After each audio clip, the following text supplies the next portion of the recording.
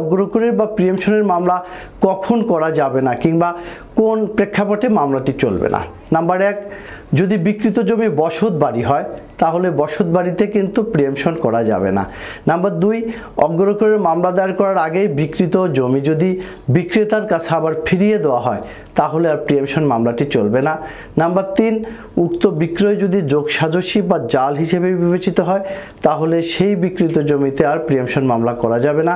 Number 4, জমিটি যদি বিনিময়, এওয়াজ বা ভাগ বটোয়ারা সংক্রান্ত সম্পত্তি বিক্রি হয় সেই জমিতে কিন্তু কেউ প্রিএমশন করতে পারবে না। নাম্বার 5, উইল বা দানমূলে বা হেবামূলে রক্ত সম্পর্কীয় ব্যক্তিবর্গের মধ্যে জমি হস্তান্তর হলে সেই জমিতে প্রিএমশন করা যাবে না।